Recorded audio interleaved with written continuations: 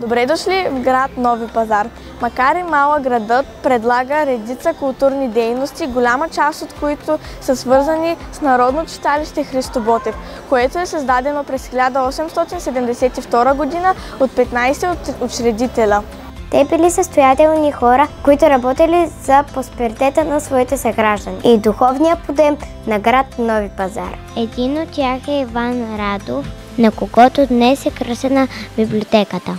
Той като един истински просветител се насочва към събирането на книги чрез дарителство, като сам дарил личната си библиотека. Една от най-старите книги, дарена по това време, е от Дографския манастир в Атон. За кратко време се събират множество книги и библиотеката отваря врати. Днес тя разполага с читалня и 2 отдела – за възрастни и деца. Всяка година библиотеката посреща малките читатели с приказни герои, изиграни от децата от детско театрално студио Буратино.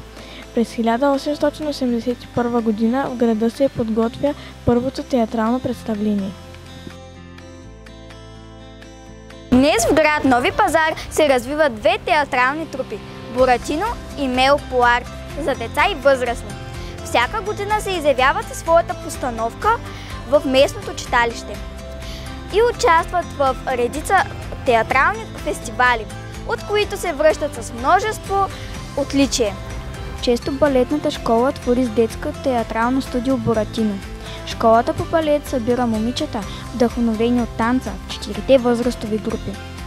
Всяка година балерините са част от национални и международни конкурси, от които се връщат с призове. Като част от читалищните дейности е клас по народно пеене, с които членове се изявява на престижни национални конкурси, като Дагана Кутев, град Котел, и печели купища награди. Тази година им предстои първия международен фестивал. Читалището е дългогодишен организатор и домакин на различни фестивали. Ако сте артист или имате желанието да гледате някой от тях, заповядайте в град Нови пазар. Освен с богата култура, градът се гордее с много постижения в областта на спорта. Провеждат се тренировки по хандбал, лека атлетика, футбол, кикбокс, карате кьокушин, както и мажоретен състав. Състезатели от тези клубове печелят купи, златни и сребърни медали от европейски и национални турнири. Община Нови пазар също ги награждава. Животът в град Нови пазар е кипял още от дълбока древност. Свидетелство за това са стотиците експонати, изложени в местния музей от културата на племена и народи, населявали района още от старокаменната епоха.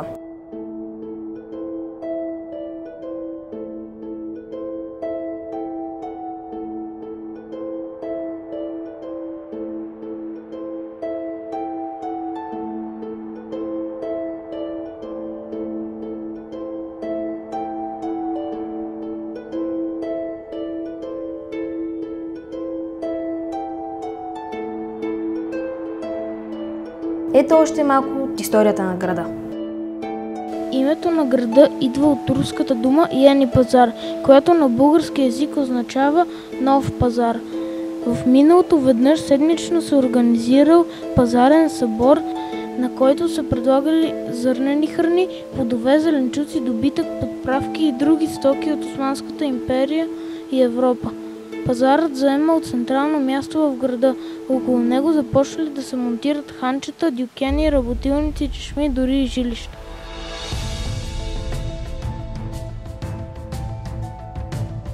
В града все още се организира подобен пазар, който макар и в малък мащаб носи духа на миналото. Ето и някои от старинните паметници, с които новопазарци се гордеят.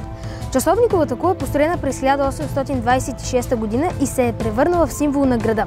Тя е изградена с камъни от първопрестолна плиска. Висока е цели 17 метра и е със запазен автентичен вид. В миналото за сверяването на часовниците е използван изгрева на слънцето. Часовникарят отваря специална вратичка, през която, виждайки слънцето, дава точен час. В наши дни кулата вече е реставрирана, като е монтиран специален електромагнит за по-голяма точност.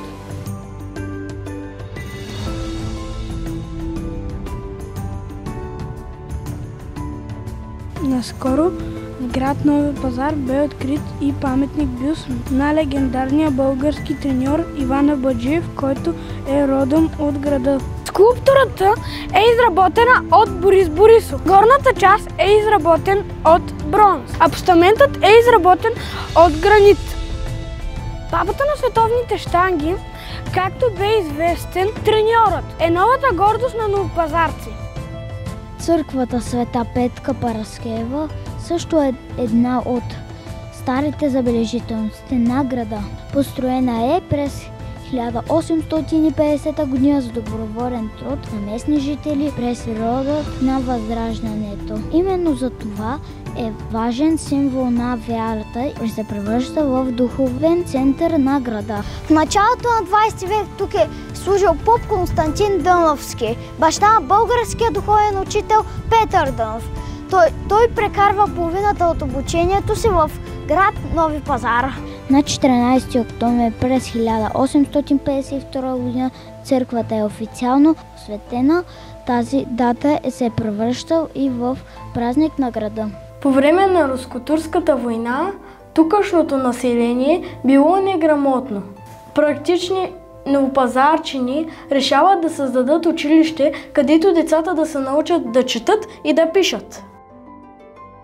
Първият учител бил Илия Вълчев.